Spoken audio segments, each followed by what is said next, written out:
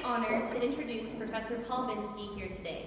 Professor Binski is currently an Emeritus Professor of Medieval Art History at the University of Cambridge and the Fellow Librarian at Gonville and Caius College, Cambridge. As many of you know, Professor Binski is an acclaimed art historian whose research over the past 3+ decades has focused primarily upon English medieval art and architecture. After completing his doctoral studies at the University of Cambridge in 1984, Professor Binski held a research fellowship at Gonville and Caius College, Cambridge, and received a Getty Postdoctoral Award, which he held at Princeton University. Professor Binski then taught as an assistant professor at Yale University and a lecturer at Manchester University before returning to Cambridge in 1995. Since then, Professor Binski has chosen to remain at Cambridge, much to the benefit of his students, such as myself, who have had the pleasure of working with him. He is a Fellow of the British Academy and a Corresponding Fellow of the Medieval Academy of America. In 2006 to 2007, he was a Slade Professor at the University of Oxford and is currently Franklin D. Murphy Lecturer at the University of Kansas. His numerous publications have served as academic inspiration for many in the field of medieval art history. Among these are Westminster Abbey and the Plantagenets, Kingship and Representation of Power from 1200 to 1400, Becket's Crown, Art and Imagination in Gothic England, and Gothic Wonder, Art, Artifice, and the Decorated Style, 1290 to 1350. And most recently, Gothic Sculpture, published by Yale University Press in 2019. Today, Professor Binski will be speaking to us about wall painting and architecture in England around the time the Chalgrove chancel was rebuilt and the paintings created. In his talk, he will help situate our minds within the wider art historical and architectural context of early 14th century England. Please welcome Professor Binski.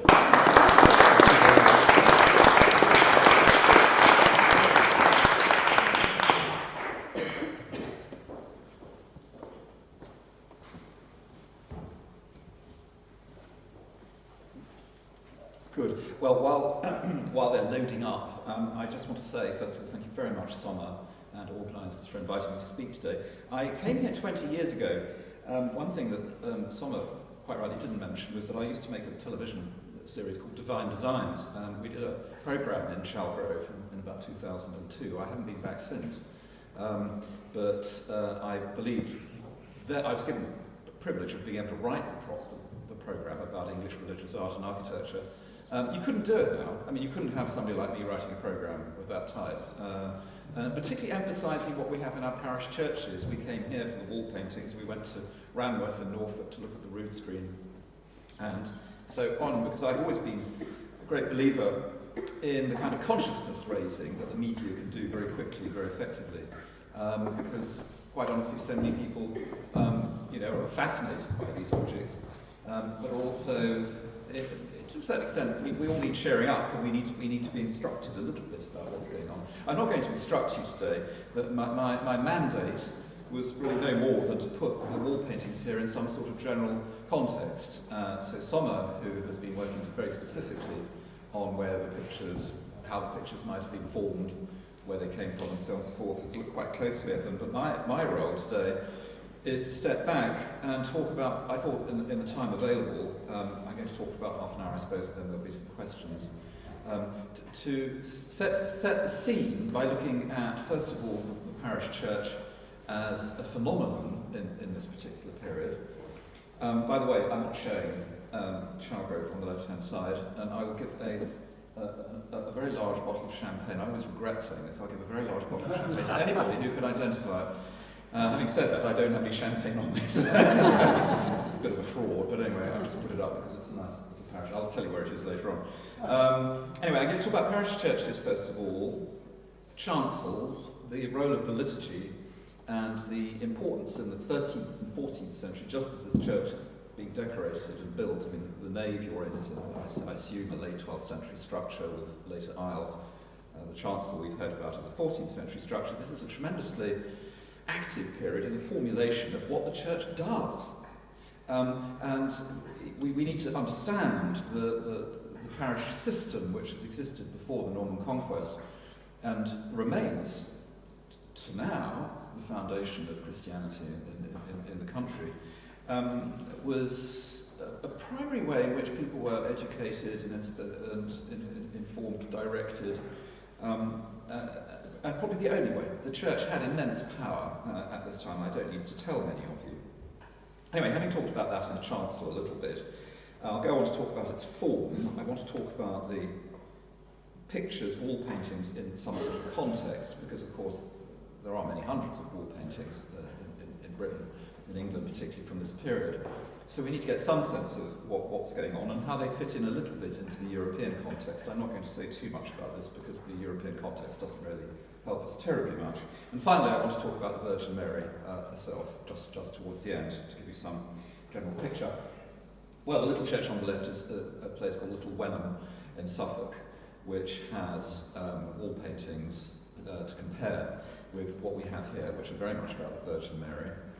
It's, I think, in the care of the Council of the Care of Churches, or Churches Conservation Trust, I should say, and it's well worth a visit if you're wall painting aficionados. You've got to be. You couldn't spend a day sitting in a church listening to wall paintings if you're not a bit enthusiastic about it. But I thought I'd put on the right-hand side something that's in a sense irrelevant because it's simply so beautiful. It's from the great book of Hours owned by Jean de Berry, who did the Très Richer, one of the most famous illuminated manuscripts. And it shows the Adoration of the Cross in a beautiful, tall, cool, green Gothic interior, lofty and very French-looking, quite different from what most parish churches, certainly in England, are like. The key point number one, though we think of the 12th and 13th centuries as a great age of faith and the age of the construction of great cathedrals and so on, really the parish church is going to become a great focus of activity. There's no question that in the 13th and 14th and 15th century, I work and live in East Anglia, there's so much going on in the parish forum. The parish has become powerful, they've become wealthy, and while the parish church as a sort of genre, as it were, forms in this period, we're at this point where we stand in the 13th and 12th, 13th and early 14th centuries, in a period of great transition. And central to this is the, how can one put it, it's the formation, really, of Christian belief itself in the way that we recognise it. Oh, I've got to point it out, isn't that right? There we are. Good. Yeah, point number one, the administration of the sacraments. On the left is a little English manuscript. It's actually in the Bibliothèque Nationale in Paris, somewhat confusingly, and equally confusingly it speaks French, because upper-class people in England did speak French in this period, and it shows, I don't know if it's terribly clear. Yes, what you've got here is a group of parishioners kneeling. Very often the women are at the back. This doesn't do this, but there you have the priest with his missal, his deacon behind him, and the hotline to God at the top. And then you have quite basic points of doctrine, the incarnation, the passion, and the resurrection of Christ. And what's going on is that the church is legislating about the sacraments at this time. It did this in an extraordinarily centralised way through what were known as Lateran councils, conciliar decrees, which met at the Lateran in Rome, the Church of St. John Lateran, where everybody convened rather as the European Parliament convenes nowadays, and great legislative programmes were drawn up, and then they were disseminated through the dioceses. So here we are in the Diocese of Lincoln, and then on down through the archdeaconries and down to the parishes. And so the church laid down canon law. It's forming a thing called canon law, which stipulates what belief is. There were two very important Lateran conciliar councils at this time. I'm not going to talk about all of them we read here, but we need to get this straight. 1179, and the key one, 1215. The Fourth Lateran Council, summoned by Pope Innocent III, the papacy at the very height of its power, which stipulates, number one, at Mass, the bread and the wine that are consecrated through a miracle of transubstantiation, they don't turn literally into the flesh and blood of Christ, but that we are to understand that through a miraculous change of species that can be effected only by a priest, does the Mass become efficacious, and this process of transubstantiation, the miraculous change of substance, takes place. Item number 1, first statement of the Fourth Lateran Council. So what we think of as the Christian Mass is now being formulated into a set of basically written prescriptions, and this gives immense power, of course, to the Church and to the priesthood. I'm showing you the very high point of sacramental art. This is the wonderful chalice. It's now in Washington, D.C., but it belonged to a man called Abbot Suger of Saint-Denis, the great monastery north of Paris. That gives you an indication of how fine 12th and 13th century sacramental metalwork was, because of course it was in this chalice that the transubstantiated blood of Christ was administered. Second point about the Fourth Lateran Council is the introduction of auricular confession, which is to say that once a year or twice a year, you as parishioners are meant to go to a priest and you confess. You only have to take Mass twice a year, Easter, Christmas, that sort of thing. You have to confess twice a year. But this is now laid down, and the confessional becomes a principal way in which you are examined, it's like a little O-level in spiritual well-being. When you sinned, what did you do? Where were you? How, etc., etc. The priest gently teases out the truth. And the basis of this is that the whole doctrine of sin, what is a sinner, is actually developed at this time through the agency of canon law and the pastoral mission of the Church. All this pastoral discussion about the sacraments and about law is being developed in Paris University. It's then promulgated by the popes. Innocent III, though Italian, Lothario Conti, was educated in Paris. Paris is the centre of the world at this point, and many of the doctrines that we're familiar with are coming out of Paris at the time. And then eventually it gets these doctrines get into what one might think of as directive thinking about manners, conduct and behaviour. As you get into the 13th century, more and more people are told to behave, don't natter in church, keep quiet, compose yourselves, kneel at the appropriate moment, and they're even going to tell you what to think. And what this does, although you can't see it, is it says, at the moment of Kyrie, here, think, pense, it says in French, pense, of the humility of Christ's birth, of his, the dolor pain of his suffering, and of the sweetness, important word, of his resurrection. So essentially, the parish is the principal way in which modern manners, modern consciousness is being formed. It is impossible to overemphasize. It can't be done in any other way in society. It's done in the courts, and it's done in the parishes. Good. Sorry. Let's see if this will actually move on. Some of these might. Let's see this. Yes. Oh, it's just terribly sleepy. Okay, they fall asleep. Yeah, so many of you will be familiar with this, but you see, with the expansion of the grandeur of the liturgy, that at the moment of transubstantiation, the Mass becomes much more important. Chancels get bigger. Chancels are stipulated also to be better lit. You need to see the sacrament as well as partake of it. People wouldn't, while the host, the bread would be elevated by the priest, parishioners on the whole wouldn't take the bread or the wine. They'd see it.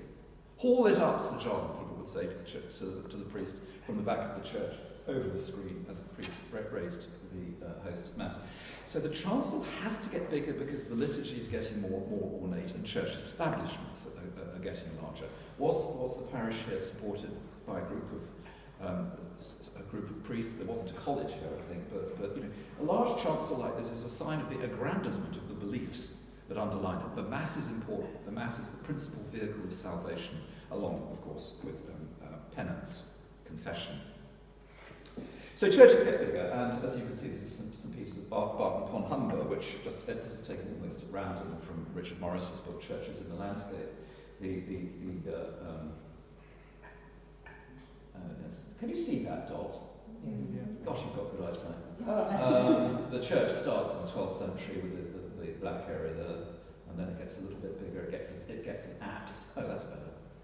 And then the medieval church is larger still. You can see what happens. The chancel shoots out in size. It just gets bigger and bigger and bigger. And then you have to have side aisles, and you need to have squints, as I think you have here, so that people over there can see the moment of the elevation of the Mass, introduced in Paris in the late 12th century.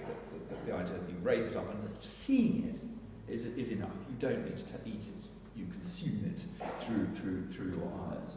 So parish churches are grandized, and Chalgrove is absolutely part of this phenomenon. I mean, since we were tested my cognitive abilities. There we go. Yeah, and just to say that how these churches are funded or were funded is a very important point. I mean, we've heard a number of theories already this morning about who might or might not have paid for it. Should you be interested, this is a book by Gabriel Bing, Church Building and Society of the Late Middle Ages, which is the most thorough exploration of who paid for the churches, who's actually responsible. And the answer is the middling folk of the parish. It's not always the lord of the manor, it can be, but it doesn't have to be. It's the middling folk of the parish who get together and do all these sorts of things, and who are operating under the authority of the archdeacon and ultimately the diocese. Now, let me see if I can. There we go. Yeah. Let's just think a little bit about the chancel. Now, the diocesan regulations through the church hierarchy that regulate the construction and conduct in these within these buildings are pretty precise. You're here within the Diocese of Lincoln, and one of the great pastoral leaders of this time was Robert Grosseteste, Bishop of Lincoln, great man. Read Hebrew, translated from the Greek. He did the very first translation of Aristotle, the full translation of Aristotle's Nicomachean Ethics. This is something. This is a serious figure. Great interest in optics and in science. But he was precise in his thinking, and he issued in his letter, one diocesan instruction, which was that the altar, because it's the place where transubstantiation is effected, must be respected, it must be kept clean, it must have a beautiful cloth on it, and it is not, he said, to be used by painters to grind their pigments. Because you can see the painters would come in and they'd find a lovely smooth cloth. And then, ignoring the fact that it had consecration crosses and all the rest of it, they would grind their pigments on the altar block. And he says this more than once, so it's clearly a bit of an issue. It tells you what's going on, that they have proper stone altars, but also that the painting of chancels in the 13th century is already pretty commonplace. Well, we know that. But it goes to show how naughty people were and the sorts of things. And really, on the whole, when you read visitation records where the bishop or the archdeacon turns up to churches in the 12th and 13th and 14th century, what a picture of misery it is. There's no psalter. The windows are broken. There are pigs in the chancel. That's a good one. So, this is an uphill struggle, the development of the parish. And so the construction of beautifully organised and designed chancels like the one you have here is exceedingly important now. So I want to make one point about your buildings. You actually just see it, you don't need the slide. Your chancel was built quickly in one or two campaigns and painted at the same time, probably by men commissioned by the builders. This is a company that comes in and does the whole thing. The chancel has, if you look, first of all, it's completely consistent in its design. It's got 5 windows. The tracery is of one type. It has OG, double curved arches. Are you all familiar with OG arches? Well, you are now. Anyway, arches that do that. You've got the grand east window. What was in the glass? It must have been Marian, but we can't be certain. That's likelihood. The tendency was to require that at Mass, a crucifix was put on the altar. It could be removed. You'd have a crucifix on the rood screen that went this way across the chancel, so you get a kind of slot of space that you can see into a sort of illuminated box with the pictures going on and lovely smells and sounds coming out of it. Churches were expected to have an image. Every church was expected to have an image of the Virgin Mary. not just a church dedicated to the Virgin Mary. Every church was expected to have such an image of the Virgin Mary, and the dedication of the altar was to be rendered absolutely explicit by an inscription or an image or an altarpiece. Who provided those bits of equipment? Typically, there's a division. I think we've hinted on that with talking about the Abbey of Thame. The dividing line in canon law, then as now, is the chancel screen. And the question is, where does the rood screen? Who's responsible for the rood screen on the threshold between the two? That's still disputable in the Church of Arches. Actually, it's still something where my college is rector of a few churches, and we have rood screens, and it is a real problem. The nave is the parochial area, so the parish are certainly responsible for getting the roof and the windows at the nave. The parish are responsible for providing the books, ornamenta, the equipment, which is what ornaments are bits of equipment that are needed. That's typically for the parish, but it can be done by the rector, and I think at Thame Abbey would have probably provided the bits and bobs for the church here. So the building is set up with a string course that ties together the Sedilia and Piscina. Sorry, I'm frogging through it. So you have a building that is absolutely of one campaign. Perhaps somebody who's worked more closely on the archaeology will beg to differ. But I put these up just to indicate that we know perfectly well how long buildings of this type took to build. There's a sort of myth that people in the Middle Ages lolloped around, dressed in shaggy clothes, sitting in mud puddles and incapable of doing anything quickly. And in fact, they were highly organised, brilliantly clever, and very, very often well ahead of the game. Some of the techniques they used were so clever they ought to be brought back into modern industrial practice, in my view. But contracts are a good indication, which simply tell you how long it took to build a chancel of this size. Can you see those? I don't know if they're quite clear enough, but I've put arrows discreetly to point out them. Hornby Church, Yorkshire, a chancel, building of south aisle, so the south aisle is to be done in 8 months. So an aisle would take up that could take less than a year. Catterick, lower left. This is the construction of a choir, 55 feet by 22 feet. What are the measurements of your chancel? A little bit, 40 feet, perhaps 35. Does anybody know them? Have you done the measure? Have you measured your chancel? Always measure your chancel. Measurements matter. Does anybody know what the measurements are? 25 feet, 25. Anyway, well, you see, there's scope for further work here. Anyway, this little choir is to be completed within a year. Over there, Church in Lincolnshire, the whole work to be finished within 2 years, and that's for a more substantial chancel. With an east window, through like a slightly bigger chancel. So, if this chancel is initiated by some sort of archdiocesan instruction or recommendation in 1319, it's begun in 1320. I think it was finished in 1321, and the pictures were done there. You're very near to 1320. That would be my guess. I would put a sum of money on them being very early 1320s. Good. Are you with me so far? Good, thank you, just checking. Right. Yes, just to say that the wall painting, the medium of wall painting is universal to Northern Europe. But I thought that it would be a good idea to talk a little bit about techniques. Now, I know we're going to hear from conservators later on, you'll forgive me, but I do think it's important to put these things in context. Number one, there are magnificent wall paintings that are still unknown in England and in France. One set at our... I'm just going to get myself some water, actually, excuse me. One set at Angers in western France, and I've been working with a little team to photo-montage these pictures which are behind the high altar of Angers. They're probably the finest 13th century wall paintings in existence in northern France, outside of Paris. And they're painted in oil, which brings me to a point. Forgive me. Here they are. That's a montage. They tell the history of a saint called Saint-Marie, who's a local to Angers. I just show you that because I think it's important to get a range, a sense of the range of the quality of these things. They don't get much better than that. Western France being also within the Plantagenet domain, so that gives you some indication of what court painting was like. I want to talk about that in a moment. These pictures are done either in oil or in a form of painting in lime water, water on dry plaster, with the pigments in them. These happen to be done in oil. Never call an English wall painting of this date a fresco.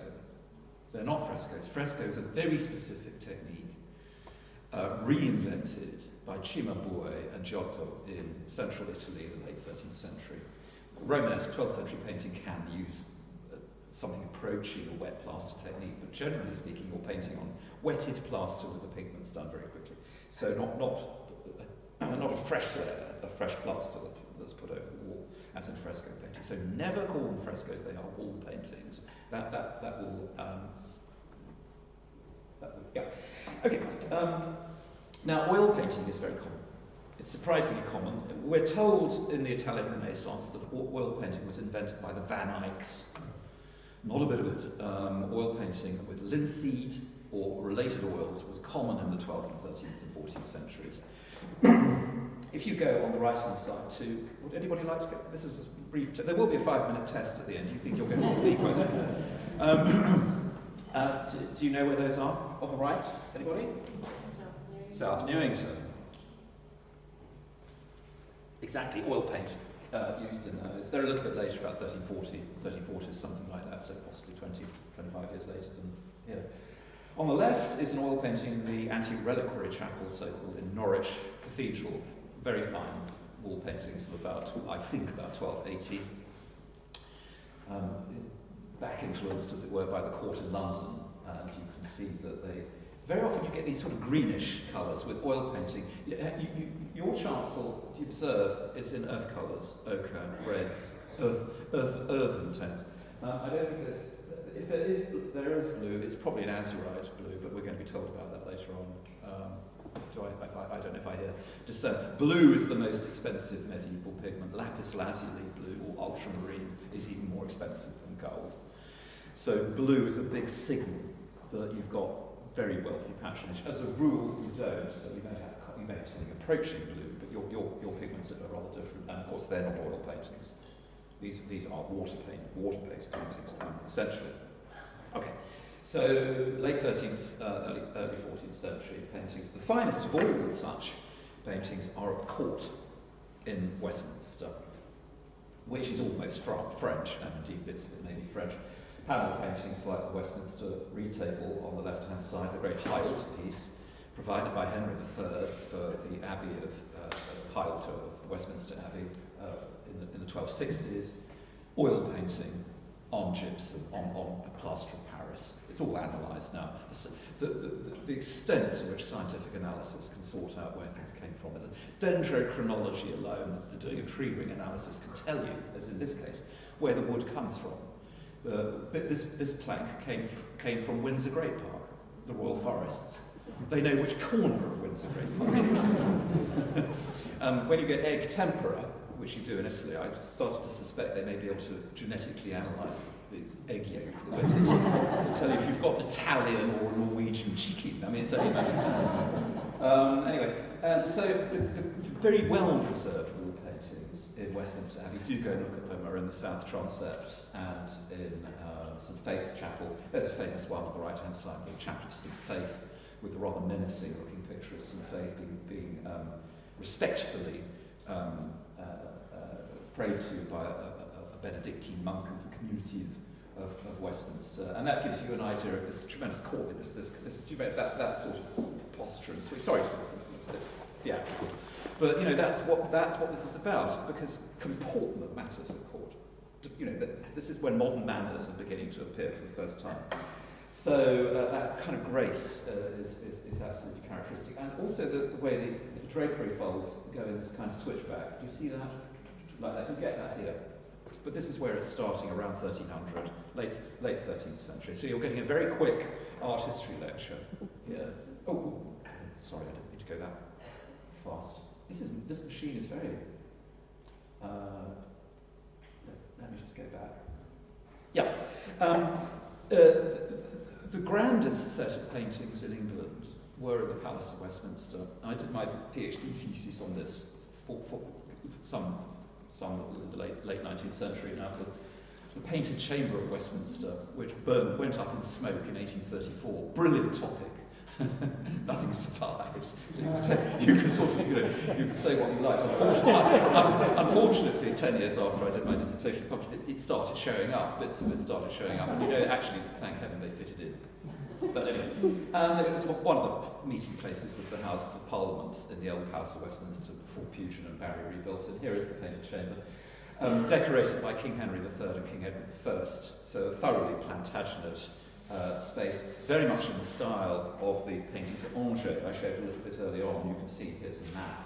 Painted chambers here, that's a hall, great hall that still survives us up here. St Stephen's Chapel, which is the focus of much interest, Queen's Chamber. So there's a painted chamber, King's principal bedroom. It was a sort of state apartment. Now, we know a great deal about this room because it was very well documented. So having introduced it, the paintings were uncovered in 1819, and they were copied in slightly namby-pamby neoclassical style by Charles Stoddard. Stoddard was a wonderful draftsman, but you don't quite get the sense of them. Like the Westminster Reed Table, we can tell from the little patterns and little details that it was very much that rather dense, oily, gilded style, and a lot of huge amounts of gold and glass set into these things so that they tinsellated. If you lit candles in front of them, they sparkled dramatically. The King's bed had glass inlays in it, so so it was a bit like a sort of Oriental potentate's bed, a sort of thing you might expect in the Arabian Nights. And this painting was at the back of the King's bed, blue, yeah, ultramarine. That's lapis blue. How do we know? We don't have these. Well, actually, we do have paintings now from the ceiling. Those are the things that showed up, and they used ultramarine and gold.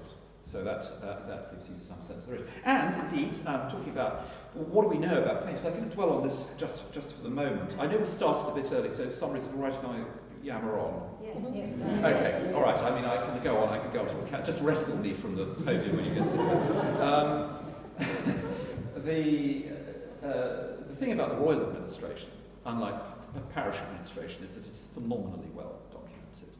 And I've just finished talking of editing the local documents, the wall painting accounts for this chamber at the 1290s, which have just been published in the Walpole Society. Biggest series of wall painting accounts from medieval Europe at that period. Bigger than anything in Italy. Week after week after week after week. 42 weeks of accounts in the Public Record Office, and they took some transcribing. How about you can read the thing on the left? That's a medieval wall painting account. I'll tell you what we're looking at. And on the right-hand side is a little, I didn't do it, but a little reconstruction of the paintings in one corner of the painted chamber as it became then a particularly horrible series of stories from the Old Testament that the king looked at night before he fell asleep. Cannibalism, fratricide, the whole thing was there. Nobody liked the English kings for obvious reasons. This is an exchequer account on the left-hand side, and it says Custos. Can you read this? Some of you can. Custos pictore predicte septimanum. So this is the cost of painting in the previous week, and it's divided. And probably most accounts were a little bit like this. It's divided into materials like this, and that's the summa, 4 shillings and 4pence, and then you get the cost of the slightly half-hearted pointer, I'm afraid. This needs another battery. Anyway, the second column, the second row underneath, is the cost of the labour. So gold, silver, argentine, tin, stagnant, tin. What are they using tin for? They make chainmail armour in the battle scenes out of tin, which you then you stamp with chainmail patterns, and then you put a plaster over it, and then you gild it. So it's that sparkly thing again. So like flop wallpaper, everything is kind of textured. Only slightly better taste, but anyway. Tin, oil. In one potello olei empt, in one pot of oil. There you are. So that's a medium linseed oil. We don't know what kind of oil, but oil is used regularly. And in candles, candeli empt, a penny. Why candles? Why candles? Because we know from the accounts that they painted at night, in the winter. And when I said night, they had to go on after 4 o'clock in November. This is probably October, November. Evenings are drawing in. They want to finish their paint for the day, and they carry on and on and on. And they do it by candlelight. And then the head of the workshop in the wages, Master Walter of Durham.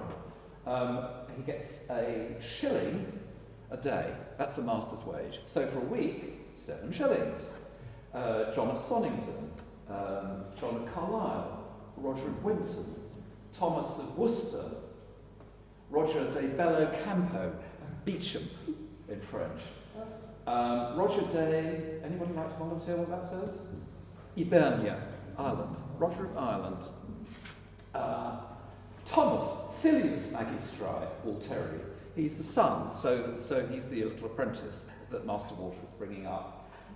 Henry of Sonnington, and the number of days, and the payment. And it's an absolute hierarchy. So the master's at the top, and they get more and more lowly. And in some of the accounts, they say to Fred for grinding pigments, and whatever at the bottom. So the apprentices who do all the really dirty and probably quite dangerous work, lead white being used, things like that, they're absolutely at the bottom of the pecking order. So that is how these things were totted up, materials and wages, and probably a little custos would have been drawn up for this chancel, which would have been included in the building account. I think the whole thing was done in one go. At least that's my opinion, for what it's worth. All right. Yeah. Good. Well, I'm going to just talk for a few more minutes just about the Virgin Mary herself. The great figure of Mary had been important since the earliest years of Christianity. But of course, with the emphasis on the incarnation and humanity of Christ, that is such a universal feature of devotion and religion at this particular time, not so much the divinity, but the humanity and divinity of Christ, Mary becomes a tremendously important focus. The Saturday afternoon liturgy of the Virgin Mary in all churches becomes very important. So Saturdays are an important day for Mary. And as we'll see in a moment, the construction of special spaces for the cult of the Virgin Mary in the 12th through 13th and 14th centuries becomes all the more important. Not simply because female devotion to the Virgin Mary is becoming much more important, but simply it's part of the aggrandizement of liturgy that creates the big well-illuminated chances of the type you have here.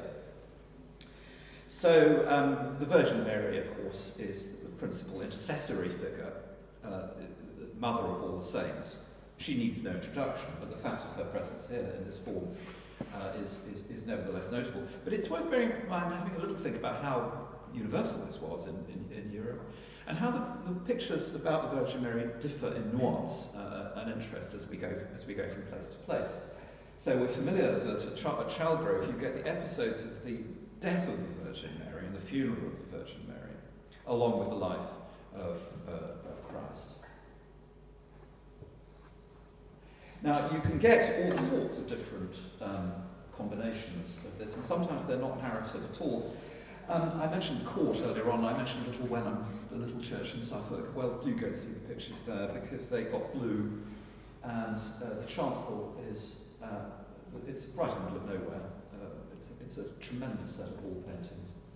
There's the Virgin Mary. This is a different way of doing the Virgin Mary. It's an enormous icon. It's a great devotional figure to the our left, to the right of the high altar, which is the position of honour always. That's the right-hand man, as it were, the right-hand position. And you can see here that at Wenham, the figures are done in that courtly manner that we saw earlier on. The Virgin Mary seated on a throne with 2 angels sensing her to either side. And this was made in London around 1300. The Psalter of Robert de Lisle in the British Library, showing the Virgin Mary with adoring angels, Margaret and Catherine, St. Margaret and Catherine, and a great canopy over it, a tabernacle indicating that it's a sacred space. Absolutely the sort of thing at Little Wenham. You may have noticed something funny about the pigments, which is that in the Gothic style, the era of Chalgrove, the fashion was always to have flesh tones painted brilliant white, clear white. Unfortunately, if you used lead white, what happened was that they could oxidize and turn black. And that explains the pigment reversal a little Wenham. But the thing I just want to emphasize here, just to put what you've got at Chalgrove in context, is just the quality of the drawing. Just look at that. I mean, this is a seriously good artist, and indeed, I suspect from reading the royal accounts that I was talking about earlier on, there's one artist who I think comes from the neighbouring village in Suffolk, Roger of Raden, who may have done these paintings, and he was working in the painted chamber. So this is if you were going to talk about the king doing something, the court radiates its influence throughout the country through the artists that are then kicked out of court when the king's lost interest, as the kings always did. Kings were terribly unpredictable. And anyway, this is probably a local boy. So that's the kind of drawing that you could get in a parish church. Virgin Mary. Well, standing images of the Virgin Mary like this become quite common, as well as seated images. Here's the French ivory, the great image on the right-hand side in Toledo Cathedral, given by Louis IX to Toledo. And you can see the emphasis here on the charm of the Virgin Mary, that her smile and her happiness are to console you, to bring you uplift. They think medicinally about images. Images are there to sweeten you, to sweeten your nature, to heal you. So when we talk about the miraculous, we talk about the pilgrimage. The Virgin Mary is herself. Every parish church is a centre of it, because it's a place where the sacraments are offered, where the Virgin Mary presides over us. So this is all very courtly and very Gothic, but behind it is quite serious thinking about theology and beauty. Unfashionable word nowadays, but I insist on talking about it. And of course the Virgin Mary, as I'm saying, comes in all shapes and sizes. The Pietà on the right-hand side, invented in Germany in the early 14th century, very much at the period of Chalgrove, all sorts of new images being invented. There's a Pietà in German now. In England, Matthew Paris at St Albans, the famous monk who illuminated his chronicle there on the left-hand side, emphasising the faces, how important the faces are. Mary and her son. Look how they look into each other's eyes. Absolutely rapt. That's the Song of Songs. The interest in the absolute love of the second person of the Trinity for the first. So this is all theology. It's coming out of quite high thinking. You then, as like the parishioners, think about his incarnation, think about his suffering, think about the sweetness of his resurrection. A douceur, his suffering, his resurrection. Do you see? So it's like a stepwise thing, it's a sort of series of diagrams that you have to move forward. So you've got all sorts of forms of devotion to the Virgin Mary at this particular time. How little outside of the domain of wall painting and stained glass survives in this country. If you go to Scandinavia, Norway, particularly a little bit in Sweden, you find the most marvellously preserved painted sculptures, like this one at Hedal, it's now in Oslo, about the same time as Matthew Paris, 1240, 1250, 1260, mid-13th century. Do you know we have one wooden sculpture surviving from medieval England at this time? The Lagan Virgin. There it is on the right-hand side in the V&A. One. Every church had one. It's 9,000 destroyed. 99.99% of English images of this type were destroyed at the Reformation. So thoroughly were we governed by a government system that was set up the parishes in the first place. We were so thoroughly governed. We had no heresy. And when the Reformation came along, and there was a lot of bottom-up support for it, there was a lot of top-down pressure, boy, it was effective.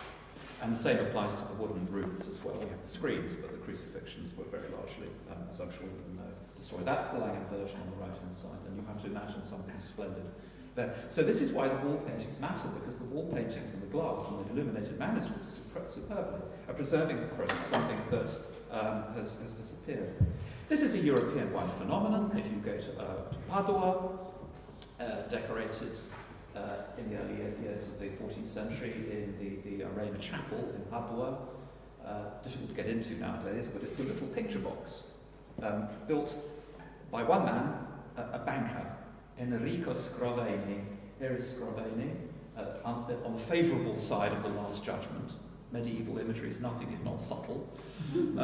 He's holding his chapel up as a little box with the windows on the south side there, and he's been welcomed into heaven. And he said, "This is how I can," but because he took interest, he was a usurer, so which was not great as sins go, and usurers have been shown persecuted in the Last Judgment scene.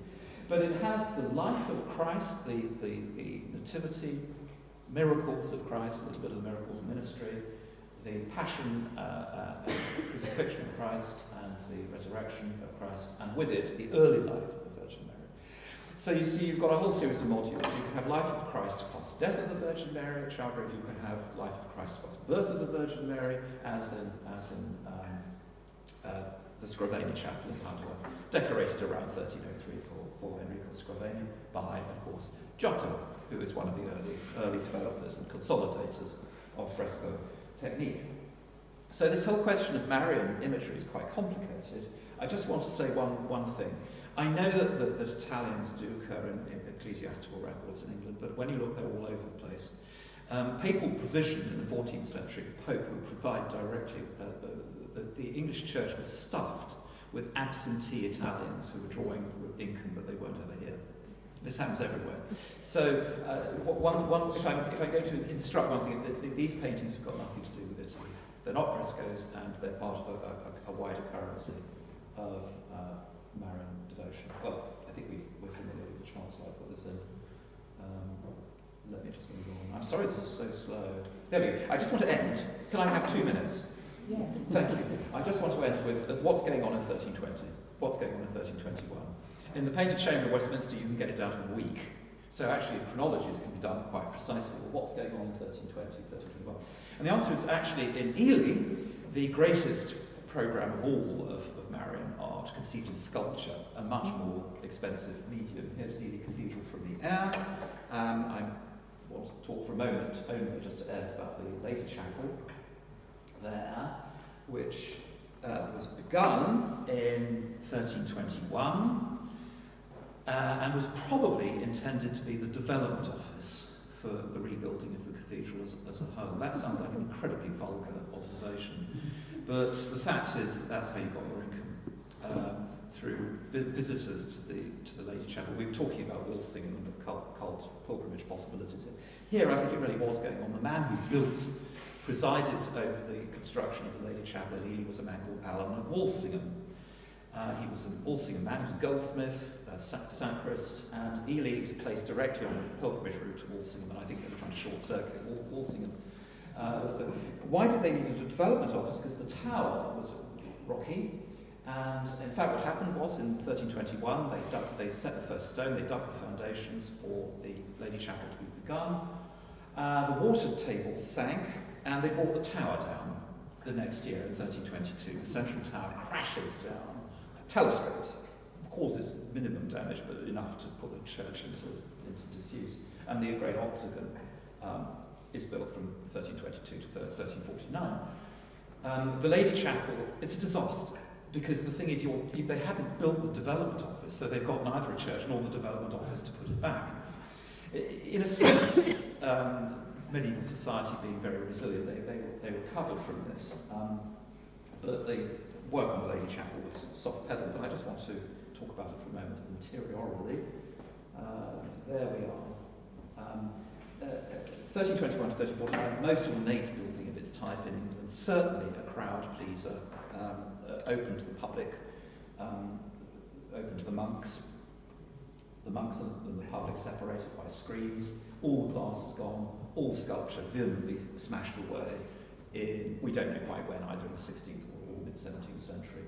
So the whole thing was cleansed, but it's a stupendous exercise in the most expensive art to the Virgin Mary, which is to say sculpture. It has this wall arcading with ogee. There you are, ogee arches. This is designed, because the building is begun in 1321, and because it's so beautifully planned and coordinated, they have drawings, measured drawings. They have to make that kind of arcading with a weaving and whatever. And so this has been designed at exactly the same time your chancellor's being built. So you can get an idea of high fashion. So you've got exactly the same kind of tracery there in more ornate here. The difference in Ely is that the Marian sculptures of Mary's life include her miracles. So that you get her early life, as you do here, you get, oh no, you get her life, you don't get that here. You get her life, you get her death, as you have here, and then you have a whole series of miracles running around, many of which are exceedingly entertaining, some of which are really quite rude. The rude ones are in the choir for the monks, by the way. The lay people go much more decorous, helping. This is the Virgin Mary being presented at the temple. Here's Anne pushing her daughter gingerly forward. And look at the steps, and they're going up to the altar and his Simeon, and it's all, of course, smashed away by the Reformation. Look, I'll stop there just to end with something that's going on at the same time as Chalgrove, and I just wanted to say that I thought it important in presenting this that I should just give you some sense of what was going on at the time. It's a wonder world of wealth and information in medieval art.